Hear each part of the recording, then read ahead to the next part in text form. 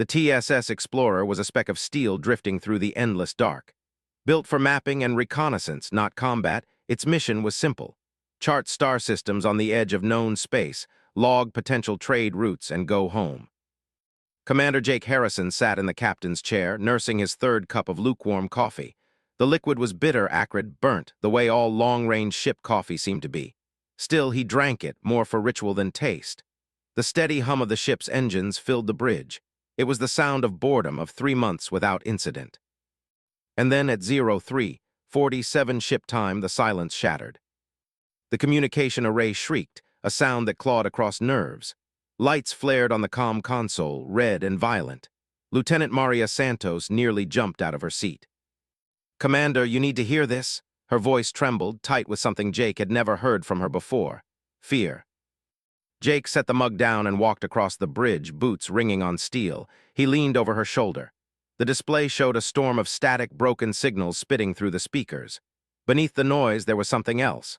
A voice, thin, strange, and full of panic. "Clean it up," Jake ordered. Santos' fingers moved fast, isolating frequencies, clearing interference. Slowly, the static thinned. A voice emerged. It was not human. High and musical, like wind chimes caught in a storm, the voice wavered with urgency. "This is Elder Zaranal of the Anani people. Our world burns, the sky rains death. They have come from the void, the Korak. They take our children, they poison our gardens. We are dying. We send this message to all who can hear. We know of a young race from the third world of Saul, a species known only for war and death. If you exist, if you hear this, we beg you, send your monsters to fight ours." The signal snapped into static again, then died. No one spoke. The bridge was frozen. Jake felt his throat tighten. He had spent his career among stars, always hoping to be the one to witness first contact with a new species. He had dreamed of diplomacy, of exploration, of peace. Not this. Not a cry for help soaked in terror. "Sir," Santos' voice was small. "What do we do?" Jake's eyes lingered on the silent console, the echo of the alien's plea still ringing in his mind. "Send your monsters." "Record everything," he said quietly. "Send it to Earth Command, Priority 1. 3 days later, the Explorer was ordered home. The TSS Explorer slipped into orbit around Earth like a weary traveler. Its hull bore no scars, no damage, no evidence of battle, yet the ship carried something heavier than broken metal. It carried a plea. Commander Jake Harrison stood in the shuttle bay, watching as armored vehicles rolled up to escort the data core. No fanfare, no handshakes, just silence and urgency. When Earth Command called you home on Priority 1, you knew it wasn't good. The headquarters lay in Geneva, carved into the side of a mountain, a fortress as much as a command center. Jake had been there once before, years ago, but never for something like this. As he walked through the wide steel corridors, soldiers and officers moved around him with clipped steps. They knew, whatever he carried, it mattered.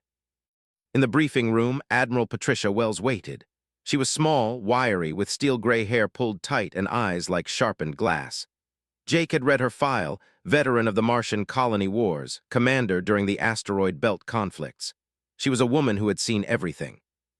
And yet when Jake activated the playback, the alien voice filled the room, and for the first time he saw something almost human in her: unease. The crystalline tones carried across the air, desperate pleading. "Send your monsters to fight ours." The words faded into silence. No one spoke for several moments. Finally, Wells exhaled slowly. "We've been getting more signals," she said. 12 different systems so far, all saying the same thing, all calling for help. She tapped a console. A holographic map shimmered into existence above the table. Red dots glowed across the spiral arms of the galaxy. Dozens. "This started 6 months ago," Wells continued. "Some species call them Korak, some call them the Swarm, some refuse to call them anything at all, but the pattern is clear." She gestured, and the dots lit in sequence, a line of dead worlds spreading outward like a wound. "They are moving, expanding, consuming." Jake frowned. "What do we know about them?" From the shadows of the room, a thin man rose. Jake hadn't noticed him before. His clothes were wrinkled, his eyes sunken from too many sleepless nights. Dr. Nathan Cross, xenobiologist. "Not much," Cross said, voice hoarse. "Based on fragments of transmissions, the Korak appear insected. 8 feet tall, armored, with forearms designed for tearing and cutting. They operate as a hive mind, following commands from queens or emperors. Their ships resemble beetles, ugly, efficient. Images flickered into view. Cities burning, alien children dragged in chains, ships shaped like black carapaces blotting out the sky. They strip worlds, Cross continued. Resources, populations, they use native species as slave labor. When they're too weak to work, they become food. Jake clenched his jaw. How many worlds have they hit? 47 confirmed, Wells said. Maybe more. Jake stared at the glowing red trail. It wasn't random, it was a tide. And the transmissions? He asked quietly. They stopped 3 weeks ago. The silence that followed was heavy, broken only by the faint hum of the hollow projector. Admiral Wells folded her arms. The Defense Council has been debating our response. Some say it's not our problem. These worlds are hundreds of light years away. The Korek might never reach human space. Jake's voice was low, steady. And you don't believe that? No. Wells turned to the wide viewport where the mountains of Switzerland caught the morning sun. Species like this don't stop. They keep moving until something stops them, and our signals have been broadcasting into the void for over a century. If the Korek follow that trail, she didn't finish. She didn't need to. Earth, 4 billion lives. Cross stepped closer, his tired eyes glinting. Every species we've met so far has been peaceful. Herbivores, meditators, philosophers, they don't know how to fight. But humans, his voice hardened. We are predators, persistence hunters. We've been at war with ourselves for 10,000 years. We know how to kill. Jake felt the words like a weight. He thought of the alien voice on the comms, begging for Earth. Monsters. Admiral Wells turned back from the window, her eyes locked with his. The question is whether we should. The room was silent again. Outside, the sun climbed higher, bathing the mountain in gold. Then Wells touched the holomap. The Korek expansion line spread closer to Sol, to Earth. Our sensors have detected movement, she said quietly. They're not just expanding anymore, they're searching. We think they're looking for us. Jake's stomach sank. We have 2 choices, Wells said. We can hide and pray they never find Earth, or we can go out there and try to stop them. Her gaze hardened. Those people called us monsters. Maybe it's time to show them what human monsters can do. The next morning, Jake was summoned back to Earth Command. The corridors felt different now, buzzing with tension, as though everyone had heard the whispers. Humanity had received its first true call from the galaxy, and it was a cry for help. Inside the briefing room, the Defense Council sat in a ring of polished steel chairs. Politicians in sharp suits, generals in full uniform, scientists with tired eyes. Above them, the holographic map still burned with red dots of fallen worlds. Admiral Wells stood at the center. Her voice cut through the murmurs. The Council has voted. Operation Longshot is approved. Jake felt his breath catch. It was official. Earth would answer the call. A ripple of unease spread through the Council members. One gray-suited diplomat raised his voice. We have 12 ships, Admiral. 12. Half of them converted mining platforms. We'll be throwing a handful of rocks at a hurricane. Wells didn't flinch. Yes, but sometimes a rock is enough to change the river's course. Dr. Nathan Cross stepped forward, holding up a datapad. His hands shook from exhaustion, but his voice carried a strange conviction. The Korek fight like a hive, predictable, rigid. They've only ever fought species who refuse to fight back. They've never faced humans. We adapt, we cheat, we endure. If anyone can slow them, it's us. Murmurs again, fear, disbelief. Then Wells nodded to Jake. Commander Harrison will serve as intelligence officer. Captain Ryan Foster will command the fleet from the TSS Defiance, our only heavy cruiser. The name hung in the air. The Defiance, born from a stripped mining platform, reforged into something barely worthy of the word warship. But it was all they had. Jake cleared his throat. Where do we strike first? Cross brought up a hollow display. The image showed a blue-green world covered in vast oceans with shimmering cities built into the waves. The caption read, Zirian Prime. The K'tai people, Cross explained. Amphibians, peaceful. Their world fell 3 months ago. Our intelligence suggests it's now a Korek mining hub.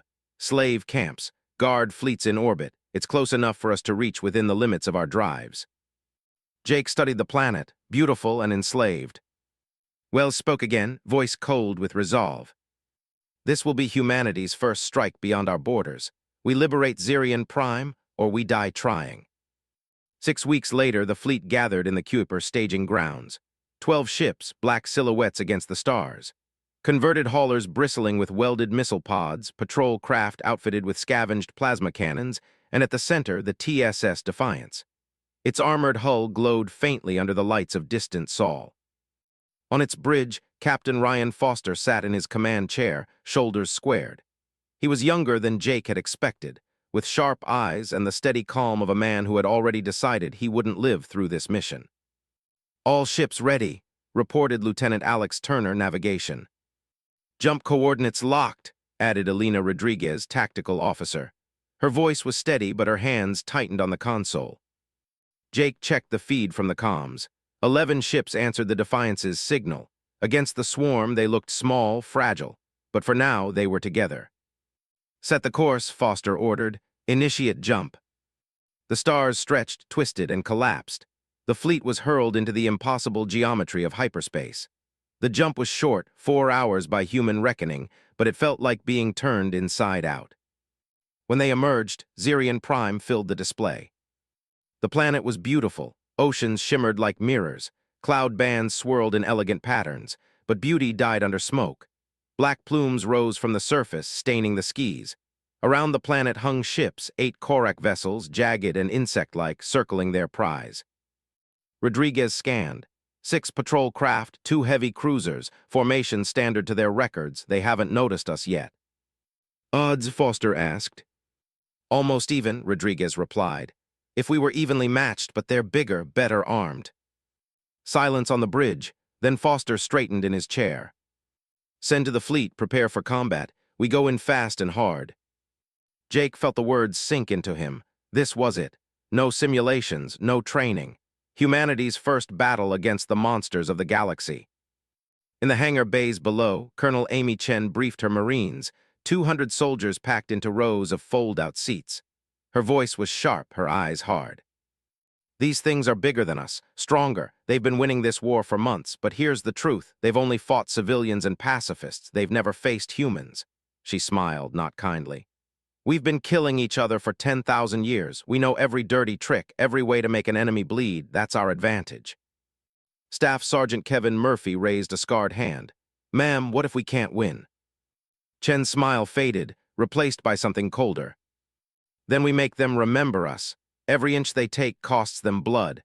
Every soldier they kill takes a piece of them with him. We don't give up, ever. That's what makes us human."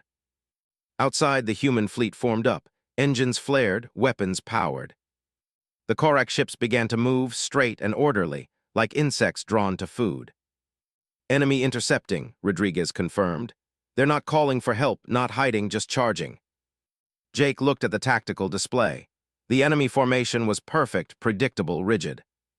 "Mistake number 1, Foster muttered. "They think this is just another slaughter." The first salvo lit up the void. The void erupted in fire. Korak beams lanced through space, blazing lines of green energy hot enough to melt armor in seconds. They fired in unison, flawless formation, each shot targeting a human vessel exactly where the records said they would be. But humanity did not play by the records. "Evasive pattern Delta," Rodriguez barked. The fleet scattered, ships peeling away in seemingly random directions. The beams hit nothing but void. The Korak faltered. In all their campaigns, they had never seen prey scatter like this, never seen prey move like predators. "Ranger Hammer Guardian, form up on me," Foster ordered. "Target that lead cruiser." 3 human ships veered in side by side. Missiles streaked from welded launch racks, bright spears of steel and fire. The Korak ship's point defenses lit up, shredding most of them, but not all. 4 warheads slammed into the cruiser's flank. The beetle-shaped hull shuddered, fire spilling from its engines. Jake gripped the edge of his console, heart hammering. "They're vulnerable to massed fire. Group tactics work. Hit them together, not alone." "Already ahead of you," Rodriguez muttered, fingers dancing over her board. "All ships pack hunt." Across the field, human vessels moved like wolves. 3 would pounce on one enemy ship, harassing, flanking, overwhelming. The Korak tried to respond in kind, but their rigid formations made them slow to adapt. On the TSS Ranger, Lieutenant Tony Clark bared his teeth in a grin. His ship was a stripped patrol boat with missile pods bolted to its sides, fragile, underpowered, and now flying straight at a Korak heavy cruiser. "Come on, ugly," he muttered. The cruiser turned toward him, energy beams charging. "Now." Clark dumped every missile he had. 24 rockets lit the void. The Korak defenses shredded most, but 4 got through. They slammed into the engine block, ripping molten wounds across the hull. The ship spun out of control, venting fire. Clark whooped, "That's for the Kedai." The battle raged for 3 hours. When it ended, 6 Korak ships were gone, burning wrecks or shattered hulks. 2 more drifted, disabled. But the cost was heavy. The TSS Hammer and TSS Guardian were lost, crews gone with them. Hundreds dead in humanity's first stand. 12 hours later, Colonel Chen's Marines landed on Zirian Prime. The planet was worse than the reports. Once it had been paradise, vast oceans dotted with luminous cities that rose like coral palaces from the water. Now the seas were stained brown with toxins. Smoke blackened the skies. On the shores, Korak mining complexes carved into the land like wounds. Chen's boots hit the ground, her Marines fanning out. What they saw turned stomachs to stone. Thousands of Keitai, slender, dolphin-like beings with arms and legs, packed into open-air camps. Their once bright skin was pale, marred by chemical burns. Children were chained together, forced to crawl into mine tunnels too small for adults, breathing toxic dust until their lungs bled. Private Danny Martinez whispered, voice shaking, "Ma'am, they're just kids." Staff Sergeant Murphy's face hardened. He checked his rifle. Not anymore. The squad moved like shadows, human soldiers fighting not to conquer but to protect. Every Korak guard they encountered died quickly, silently. The bugs were strong but slow to adapt. Against Marines fueled by fury and purpose, they never stood a chance. Chen signaled Murphy's squad to flank a guard post. They did, bursting from tunnels in a storm of gunfire and grenades. The camp erupted into chaos. Humans fought with dirty tricks the Korak had never seen, mines buried under sludge. Booby-trapped equipment turned against its owners, ambushes from tunnels. They turned the enemy's own order into a weakness, shredding their perfect ranks. High above, Hive Lord Feexther watched from his command post. He had crushed 17 worlds, enslaved millions. Nothing had ever challenged him, until now. The humans did not fight like prey. When cornered, they became more dangerous. When outnumbered, they became clever. And worst of all, they fought as though every enslaved Keitai was one of their own. Feexther's final transmission to the Hive fleet was brief. The humans are not like the others. They are something new, something terrible. 3 days later, Zirian Prime was free. Elder Nalthian, oldest surviving leader of the Keitai, met with Captain Foster in the wreckage of the Korak Command Center. Thin and weak, his large eyes still glowed with hope. "For months we heard only silence," he said in his musical voice. "We thought all the peaceful worlds had fallen, then you came." Foster shifted, uncomfortable under the gratitude. "We're just doing what anyone should do." The elder shook his head slowly. "No. The Korak destroyed 47 worlds, Captain. No one else came, no one else even tried. You crossed the galaxy for strangers." Foster met his gaze. "The galaxy called for monsters, I guess we answered." Nalthian nodded. "Yes, but you are not the monsters we feared. You are the monsters our enemies should fear." That night, the first free transmission in months spread from Zirian Prime across the stars. "This is Elder Nalthian of the Keitai. Our world is free. The humans have come. The monsters of Earth have answered our cry." Across the galaxy, hidden survivors listened. In caves, under oceans, in dark space stations, beings who had thought themselves alone heard the impossible news. Somewhere in the dark, help was coming. The signal from Zirian Prime did what no human fleet could have done alone. It ignited hope. On the ocean world of Tidal, the Moldar heard it first. They were an aquatic people, shaped like dolphins with long arms and sleek bodies. For months, they had hidden in the deepest trenches of their world, powerless as the Korak poisoned their surface cities and enslaved their kin. The message from Zirian broke the silence of despair. Captain Vasha, scarred leader of the Moldar resistance, surfaced in the moonlight and spoke to her people. "The humans came for strangers. They will teach us how to fight. We will not drown in silence." Her words carried across the waves. That night, 1,000 Moldar swam to the shore, waiting for help. 2 weeks later, Major Carl Baker stood on Tidal's beach, watching an army crawl out of the surf. He had expected a few volunteers. Instead, the horizon was filled with Moldar warriors, thousands, their eyes bright with something new, defiance. Baker, a former special operations instructor, adjusted his translator. "Listen up," he shouted. "I know fighting doesn't come naturally to you, but the Korak only understand one language, violence. I'm going to teach you to speak it." The Moldar listened and learned. They turned their natural gifts into weapons. They stayed submerged for hours, striking supply barges from below. They used bioluminescent signals to coordinate ambushes in the dark. They melted back into the sea before the Korak even knew what had hit them. "You're ghosts," Baker told them after their first successful raid. "And ghosts scare monsters." On the desert world of Ashara, Staff Sergeant Julie Martinez led another mission. The sector were reptilian, tall and lean, with scales that shimmered like sand. They had survived centuries of clan disputes, but never wars like this. Julie gathered them in the shade of a canyon. "Your desert is your weapon," she explained. "You know every cave, every dune, every hidden spring. The Korak don't. They're hive-world creatures. They don't understand heat, thirst, or being lost. We'll use that." The sector adapted quickly. They laid traps in shifting sands. They polished mirrors to blind Korak pilots with sunlight. They moved through dunes like whispers, vanishing before the enemy could strike back. For the first time, the Korak bled in the deserts of Ashara. And on Kepler 442b, where the first cry for help had originated, a miracle. The Anani, thought extinct after their homeworld's fall, still lived. A small band had survived in the deep crystal forests, hiding among silver-leaved trees.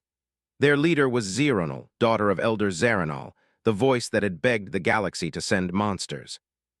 Commander Jake Harrison led the team that found them. The Anani emerged from the crystalline shadows, slender and graceful, their antlers glittering like glass in sunlight. But their eyes were not soft. They had seen horrors and they carried scars. "My mother sent the call," Zironal said, her voice like broken bells. "She asked for monsters to fight our monsters. Are you those monsters?" Jake hesitated. He had seen the camps, the children in chains, the screams in static. He thought of the blood spilled at Zirion. His chest tightened. "Yes," he said at last, "we are." The Anani were more than survivors. Their crystal antlers resonated with strange power, telepathy. They became the Resistance's communication network, passing messages across light years. For the first time, enslaved worlds spoke to each other, and together they began to resist. The Korak noticed. Emperor Vexarin sat on his throne aboard the colossal flagship Hive Eternal. His body was covered in black plates, mandibles sharp enough to cut steel. Around him, lesser lords bent their heads. Reports filled the chamber, ships destroyed, mining outposts overrun, slave camps emptied. "The humans," Feexter's dying words echoed through the chamber logs. "They are something terrible." Vexarin clicked his mandibles, the sound sharp as a blade. "They are nothing but flesh. We are Hive. We are eternal. If they wish to be monsters, then we shall show them true monstrosity." He ordered new fleets raised, stronger, faster, and one command above all: find the source of the broadcasts, find Earth. Meanwhile, aboard the TSS Defiance, Captain Foster convened his officers. Around the table sat Alina Rodriguez, tactical genius, Amy Chen, hard-eyed Marine commander, Jake Harrison, intelligence, and Tony Clark, the man who had turned scrap into weapons. Foster looked at each of them. "The resistance grows, but the Korak are adapting too. We can't just fight battles. We need to break their hive." Clark leaned forward, excitement in his eyes. "I've been studying their comm frequencies. Their hive mind isn't mystical, it's biological radio. If we jam it, even for a few seconds, their warriors lose coordination. They become confused." Rodriguez raised an eyebrow. "Confused bugs with plasma cannons are still dangerous." "But less dangerous," Clark countered. "And if we hit their command ships while their drones are blind, we can gut them." Silence fell. Everyone understood. This wasn't just about liberation anymore. It was about survival. Foster nodded. "Then we'll give the galaxy a weapon the Korak can't counter. We'll cut their hive in half." In the following weeks, battles spread like wildfire. Moldar divers struck from oceans. Sector ambushed in deserts. Anani messages wove the galaxy together. Everywhere, resistance forces fought with human tactics, dirty, unpredictable, merciless. And for the first time, the Korak hesitated. But in the dark, the Hive fleets gathered, and the Emperor's ships began to move not just outward but inward, toward Sol. The stars above the twin sun system blazed hot and cruel. Their twin orbits cast everything in shifting shadows, a place of light and blindness. It was here that Captain Foster and the human-led fleet made their stand. The resistance had grown. Ships crewed by Moldar divers, sector desert fighters, and even a handful of fragile Anani cruisers had joined humanity's 12 battered vessels. They were not a navy, just survivors holding weapons, but they were enough to try. The intelligence was clear. A Korak Hive Lord commanded from this system. His fleet prepared to crush 3 liberated worlds in a single strike. If the resistance failed here, the rebellion would die before it had truly begun. In the war room of the Defiance, Foster stood with his officers. Rodriguez leaned over the tactical table. We're outnumbered 4-1. Their formation is tight, standard Hive tactics. Chen smirked grimly. Good, that means they'll never expect chaos. Tony Clark held up his device, a tangled mess of coils, emitters, and jury-rigged alien tech.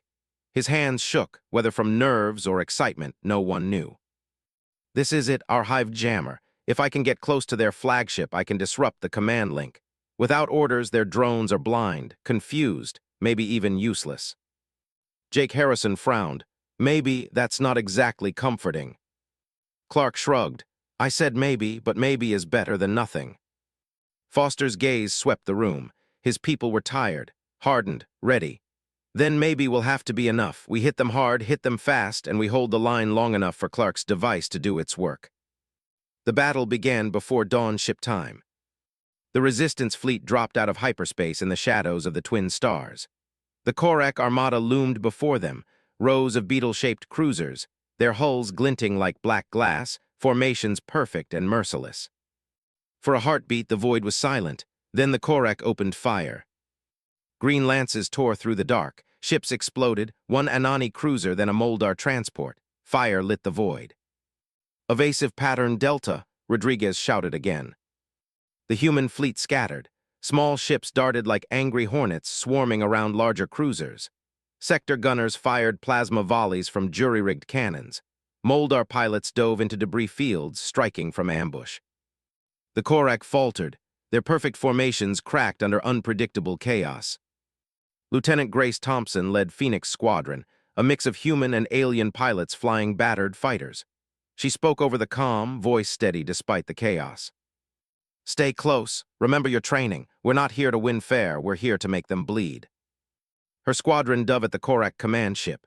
Fighters scattered in wild arcs, weaving like drunken meteors. The enemy's point defenses tracked too slowly, firing into empty space. Missiles slammed into the hull, explosions rippling across armor.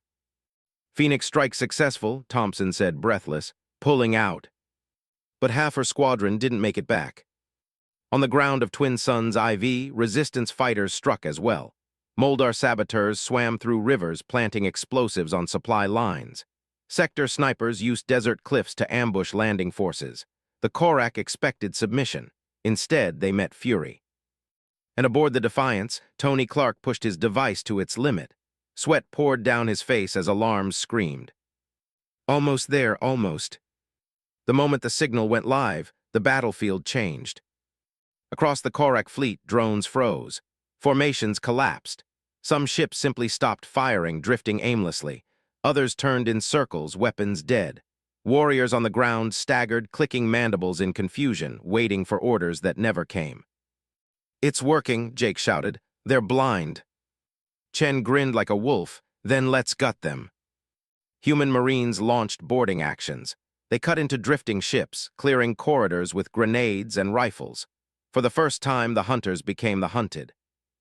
Hive Lord Zureth, commander of the Korak fleet, slammed his claws against the walls of his flagship. The link was gone. The Hive's song, the endless chorus that had guided his kind for millennia, was silent. For the first time in his life, he was alone in his mind. This is impossible, he hissed. And then, through the breach of his flagship, came humans. Sergeant Murphy's squad stormed into the command chamber. Smoke clung to their armor, rifles raised. Murphy's voice was cold as steel. "This is for Zirion." Gunfire answered. The Hive Lord fell. The battle lasted 18 hours. When it ended, the Korak fleet was broken, dozens of ships destroyed, the rest fleeing into the void. The Resistance had won its first great victory. But the cost was staggering. 3 human ships lost, hundreds of human lives, twice as many alien volunteers. The void was littered with wreckage, silent tombs drifting under the twin suns. In the ruins of the enemy flagship, Dr. Sarah Kim pulled a data core from the consoles. She connected her tablet, eyes widening as lines of alien script scrolled. "Captain," she whispered, "you need to see this." Foster leaned over her shoulder. The data was clear. The Korak fleets weren't just expanding, they weren't just enslaving. They were searching. And they had found something. Earth. The data showed a path, a line through the stars. A death fleet already on the move, tracing humanity's ancient broadcasts back to Sol. 6 months until arrival. Foster closed his eyes. The victory tasted like ash. "All ships," he said hoarsely into the comm. "We're going home. Earth needs her monsters now." The death fleet arrived like a storm at the edge of Sol. 312 vessels, cruisers, carriers, hive ships, each one shaped like a living weapon. They blotted out the stars, an ocean of black carapace and green fire. At the center loomed the Hive Eternal, Emperor Vexarin's throne ship, so massive it carried its own gravity well. From Luna Base, Admiral Patricia Wells watched the swarm advance. Her face was stone, but her hands tightened behind her back until her knuckles whitened. She had seen battles before, but never this. "How long until contact?" she asked. 6 hours, her aide replied. "Outer defense platforms will engage in 1. Wells nodded once. "Send to all forces, this is humanity's stand. Make every shot count." The first defense line was the Mars orbitals, 12 massive platforms armed with railguns, missiles, and plasma cannons. Captain Danny Robinson commanded Platform 7, his voice calm though he knew it was suicide. "All stations, remember why we're here. Our families, our children, our home, we're the wall we hold until the last shot." The Korak vanguard struck like a tidal wave. Hundreds of beams converged on the orbitals. Platform 7 lasted 43 seconds before detonating in a blinding flare. Platform 3 fell next. One by one, the line broke, but each station took dozens of Korak ships with it. By the time the swarm reached the asteroid belt, 60 enemy ships were gone. The asteroids came alive. Thousands of rocks, hollowed and filled with nuclear mines, detonated in a chain of fire. For 30 minutes, the Death Fleet staggered through the minefield, but Vexarin was relentless. He ordered his ships to plow through, sacrificing hulls by the dozen. When they emerged, another 80 ships were gone, and still more remained. On Earth, cities were emptying. Billions crowded into underground shelters or fled on evacuation ships. But there was no true refuge. The Korak could follow wherever they ran. Humanity would fight where it stood. In the ruins of Chicago, Sergeant Julie Martinez crouched behind a barricade. Her unit had turned skyscrapers into fortresses, subway tunnels into kill zones. Across the ruined streets, Marines and volunteers waited with rifles, explosives, and sheer determination. "They're coming," Martinez said into her comm. Her voice was steady even as her heart pounded. "Let's make them regret landing here." The first Korak dropships roared down, slamming into the streets like meteors. Their doors opened. Hundreds of insected warriors poured out, mandibles clacking.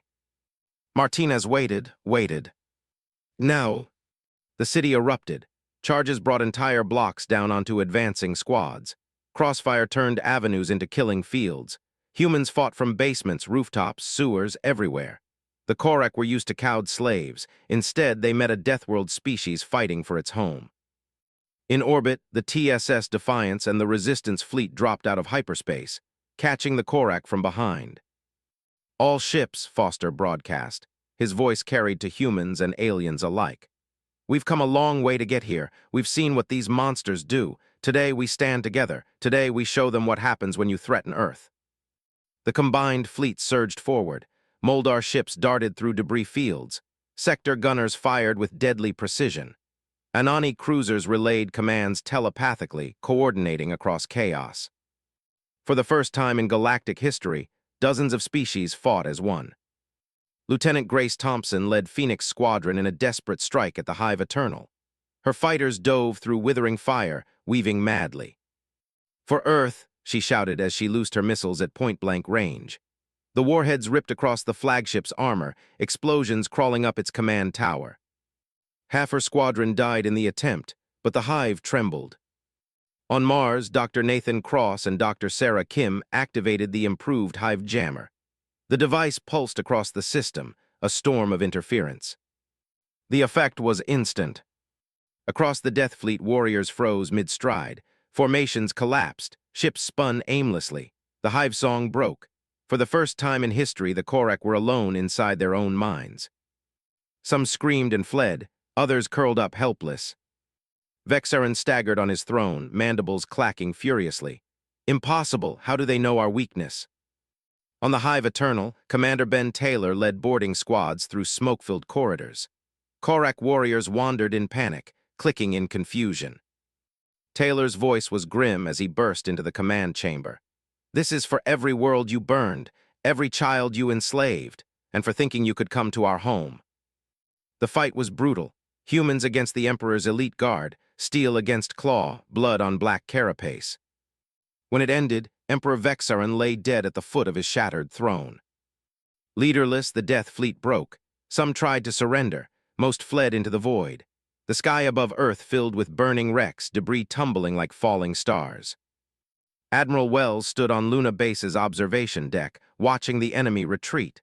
Her voice was hoarse but steady. "Signal all forces, Earth stands." Months later, the galaxy was different. The Korrak Empire collapsed. Trials were held on neutral worlds. Liberated species began to rebuild, working side by side with humans. On Kepler 442b, where it had begun, a great memorial was built. A wall of names stretched for miles, human and alien alike. Foster traced familiar names with his fingers: Tony Clark, Ben Taylor, Grace Thompson. Beside him, Elder Zeronal of the Anani spoke softly. "A year ago, my mother begged for monsters. She asked the Void to send someone terrible enough to face the Korrak. The Void answered with you." Foster shook his head. "We're not monsters." Zeronal's crystal antlers glowed in the sunlight. "No, you are the monsters our enemies should fear." As the memorial ended, a new signal crackled across the galactic network. Not from Sol, not from any known world. From beyond the rim, beyond the galaxy itself. A cry for help. Captain Foster looked to Admiral Rodriguez, to Jake Harrison, to Chen, to the gathered allies. He felt the weight of all they had lost and the promise of all they had saved. "Prep the fleet," he said quietly. "Looks like the galaxy needs its monsters again." And humanity, children of a Deathworld, answered.